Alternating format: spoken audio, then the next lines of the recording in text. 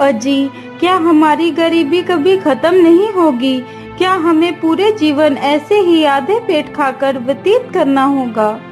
अरे भाग्यवान, मैं लकड़ी काटने बेचने के अलावा और कर भी क्या सकता हूँ। देखते हैं, यदि कभी हमारे जीवन में सुख लिखा हो तो वह सुख हमें जरूर मिलेगा।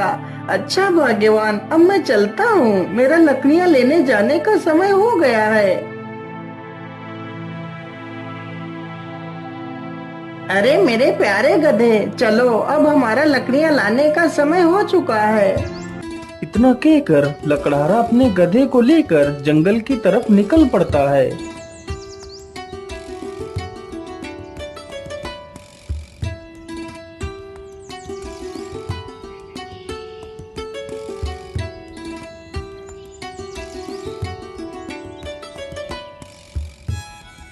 मेरे हिसाब से यही पेड़ ठीक रहेगा, चलो इसे ही काट लेता हूँ।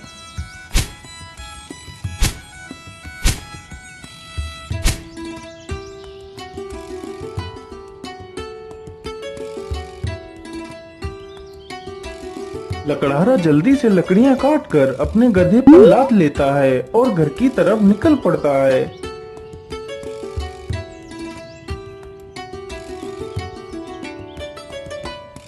पानी, पानी, पानी, मेरी सहायता करो। अरे ये किसकी आवाज है? मुझे लगता है कोई तकलीफ में है, चलो चलकर देखता हूँ। लकड़हारा जल्दी से उसी ओर जाने लगता है जिस ओर से वह आवाज आ रही थी। पानी, पानी, पानी, मेरी सहायता करो। अरे ये क्या? ये तो एक तोता है, लेकिन यह तो पूरी तरह जख्मी हो चुका है। मैं ऐसा करता हूँ, इसे भी अपने साथ ही ले चलता हूँ। लकड़हारा जल्दी से उस तोते को उठा लेता है और उसे भी अपने साथ ले जाता है।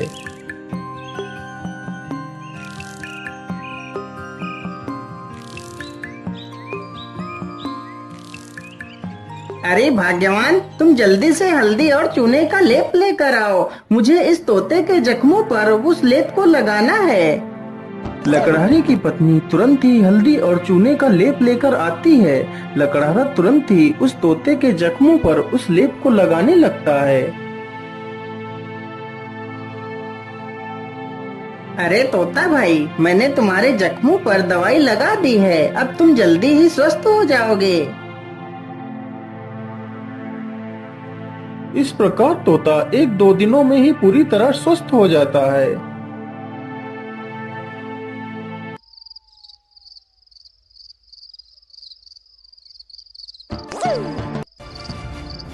चलो आज तो इसी झोपड़ी में ही चोरी कर लेता हूँ। हो सकता है इस झोपड़ी में ही मुझे कुछ काम की चीज मिल जाए। इतना कहकर वह चोर उस झोपड़ी में घुस जाता है। तभी वह तोता उस चोर को देख लेता है। अरे मालिक, जल्दी से उठिए, देखिए चोर आ गया। अरे मालिक जल्दी उठो। अरे मालिक जल्दी से उठिए, देखिए चोर आ गया। अरे मालिक जल्दी उठो। अरे वाह, यह तोता तो बोलता भी है, तो क्यों ना मैं इसी तोते को ही पकड़ ले जाता हूँ। बाजार में तो इसकी कीमत अच्छी मिलेगी, और तो कुछ इस झोपड़ी में दिख भी नहीं रहा है। इतना सोचकर चोर तुरंत ही तोते का पिंजरा उठाता है और वहां से भाग जाता है।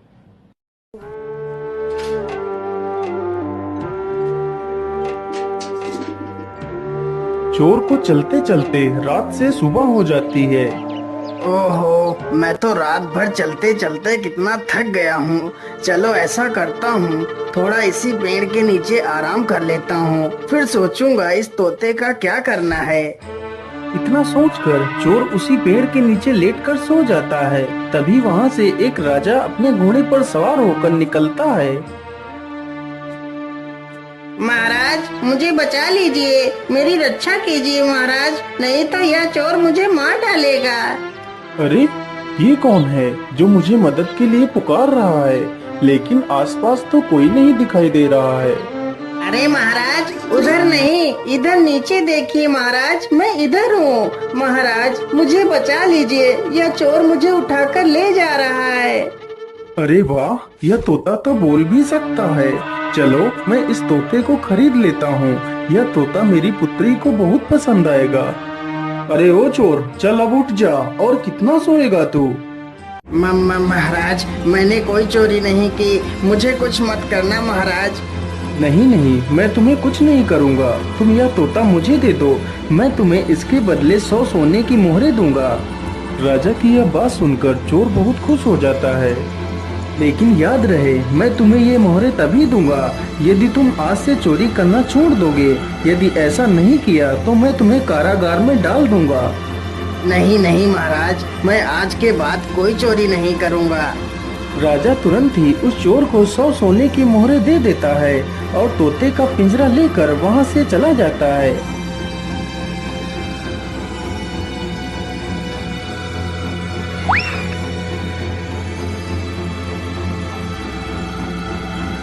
अरे राजकुमारी, तुम कहाँ हो? देखो मैं तुम्हारे लिए क्या लेकर आया हूँ। अरे पिताजी, यह तोता तो कितना सुंदर है। हाँ पुत्री, यह कोई ऐसा वैसा तोता नहीं है। यह तोता इंसानी भाषा को बोल और समझ सकता है। फिर तो यह एक अद्भुत तोता है। पिताजी, आज से मैं इस तोते को अपने साथ ही रखूंगी।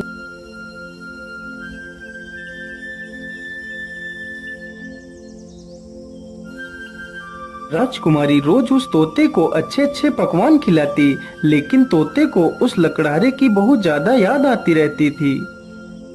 अरे मेरे प्यारे तोते, मैं तुम्हें कुछ भी खिलाती हूँ, तुम उसे सही ढंग से क्यों नहीं खाते हो?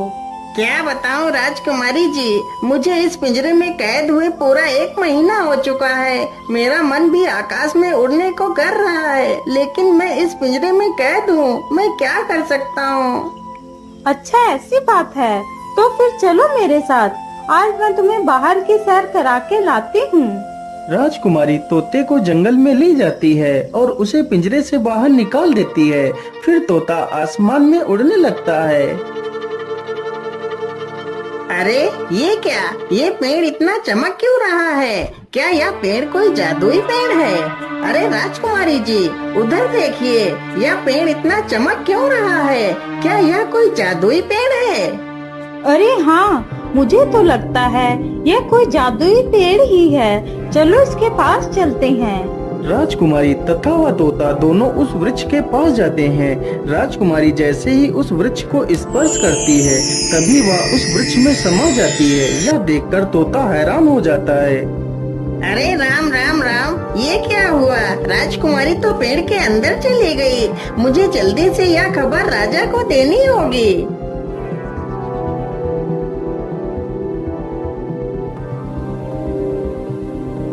अरे ये मैं कहाँ आ गई? ये कौन सी जगह है? तभी एक बड़ा सा बाज राजकुमारी के सामने आकर खड़ा हो जाता है।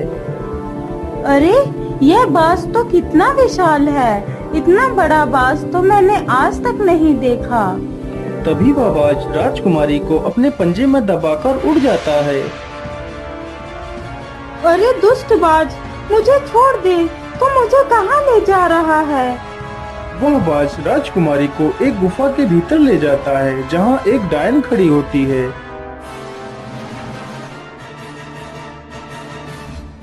अरे कौन है आप और मुझे इस प्रकार यहाँ क्यों लाया गया है? मुझे छोड़ दो, मुझे वापस जाने दो। चली जाना, चली जाना, इतनी जल्दी किस बात की है? तुम इस समय पाताल लोक में हो। यहाँ से निकलना इतना आसान नहीं है। तुम यहाँ से तभी बाहर जा सकती हो जब मैं चाहूँगी। यदि तुम यहाँ से बाहर जाना चाहती हो तो तुम्हें मेरा एक काम करना होगा। बोलिए, आप क्या काम करवाना चाहती हैं? राजकुमारी जी, तुम्हें मेरे लिए अमृत लाना होगा। लेकिन ये अमृत कहाँ मिलेगा? ये अमृत तुम्हें रंगी कंचन की पहाड़ियों में मिलेगा। लेकिन ये पहाड़ी कहाँ पर है? फिर वह डायन राजकुमारी को अमृत लाने का रास्ता बताती है। वह डायन अमृत पीकर अमर होना चाहती थी और पूरी दुनिया पर राज करना चाहती थी। उस डायन ने उस विशाल बाज को अपने वश में कर रखा था, जिससे वह सारे काम करवाती थी।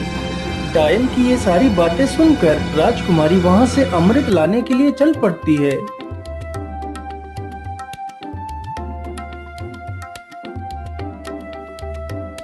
राजकुमारी अमृत ढूंढते ढूंढते उन्हीं पहाड़ियों पर पहुंच जाती है जहां पर अमृत था।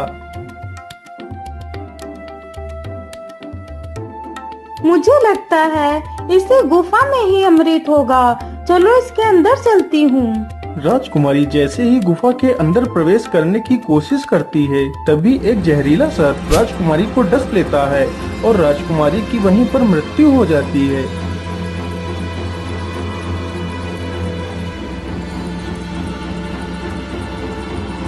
महाराज, यह वही पेड़ है जिसमें राजकुमारी समा गई है। ठीक है तोते, तुम यहीं पर रुको, मैं इस पेड़ के अंदर अकेला ही जाऊंगा। राजा जैसे ही पेड़ को हाथ लगाता है तो वह भी उसी पेड़ के अंदर चला जाता है।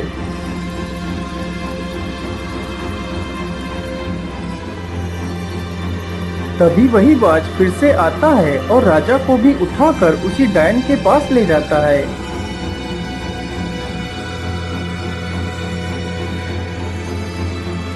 कौन है आप और मुझे यहाँ पर इस प्रकार लाने का क्या कारण है?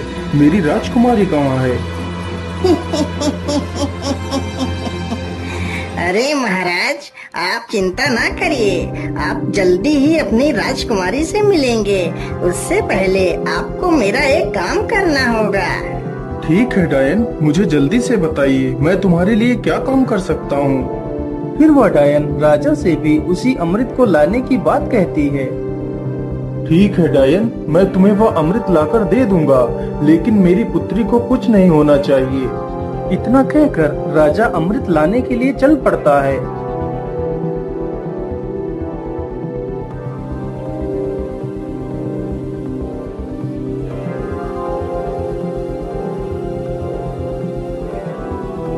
राजा चलते चलते उसी गुफा के पास पहुंच जाता है जहां पर उसकी पुत्री की लाश पड़ी हुई थी।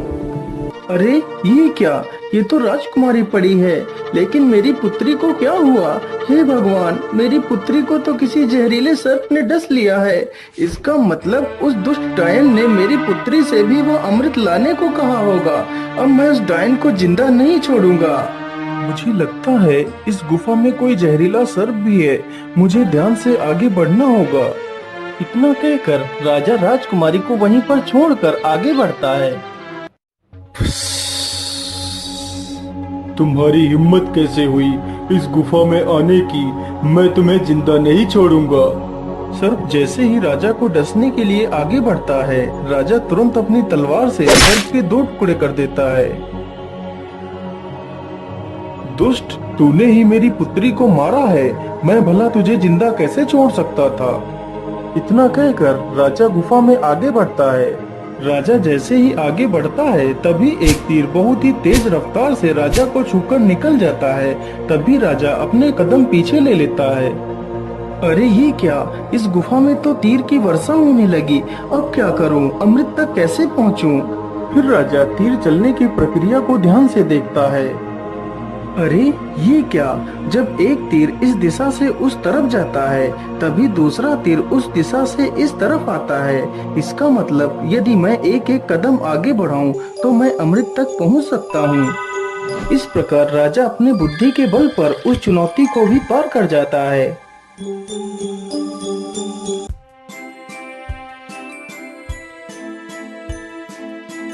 अरे वो रहा अमृत, चलो जल्दी से अमृत को ले लेता हूँ।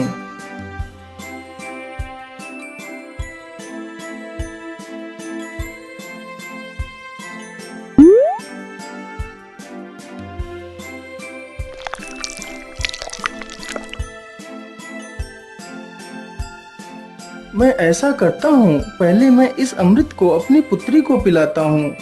ये सोचकर राजा अपनी पुत्री को अमृत पिलाता है। अमृत पीते ही उसकी पुत्री जीवित हो जाती है। अरे पिताजी, आप यहाँ पर कैसे आ गए? पुत्री, मैं तुम्हें लेने आया हूँ, अब तुम बिल्कुल भी चिंता मत करो, मैं यहाँ पर आ गया हूँ। फिर वह राजा उस अमृत को खुद भी पी लेता है और बाद में बचा हुआ अमृत उस सर्प के मुंह में डाल देता है। अमृत मुंह में पड़ते ही सर्प भी जीवित हो जाता है। फिर वह राजा उस सर्प को अपनी पूरी कहानी सुनाता है। मैंने तुम्हें इसलिए जीवित किया है ताकि तुम फिर से इस अमृत की रक्षा करो। महाराज, मैंने आपको पहचानने में भूल कर दी, मुझे क्षमा कर दीजिए महाराज। अरे नहीं नहीं सर्पदेव, इसमें तुम्हारी कोई गलती नहीं है, यह तो तुम्हारा फर्ज था। अच्छा अब मैं चलता हूँ।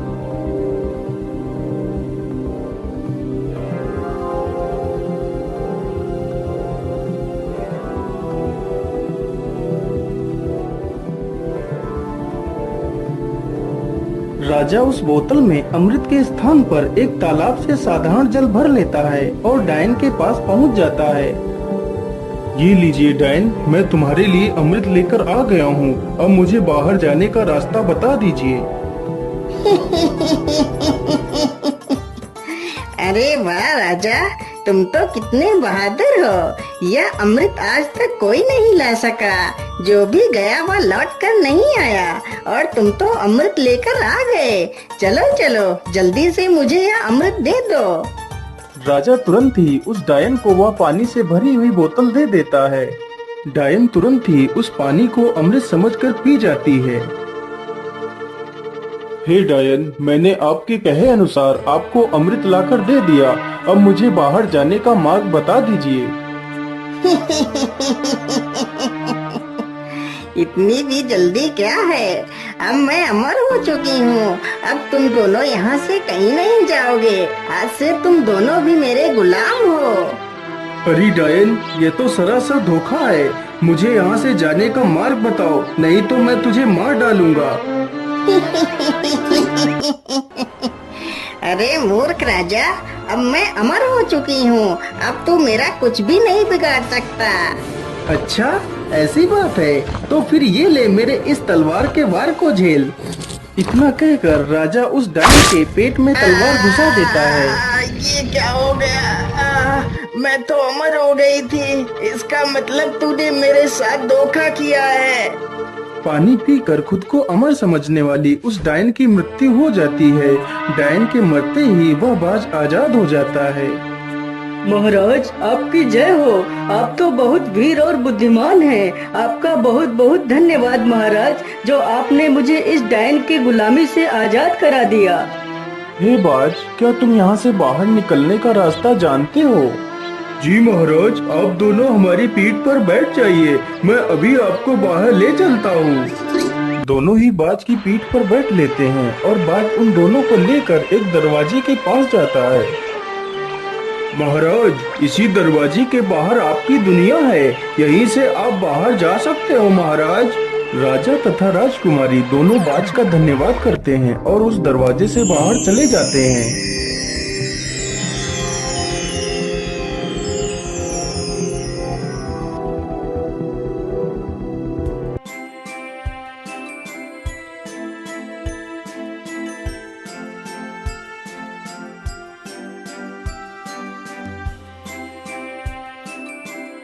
हे तोते, यदि आज तुम न होते तो मैं कभी भी अपनी पुत्री को नहीं पा सकता था। इसलिए मैं तुमसे बहुत प्रसन्न हूँ। आज तुम मुझसे कुछ भी मांग सकते हो।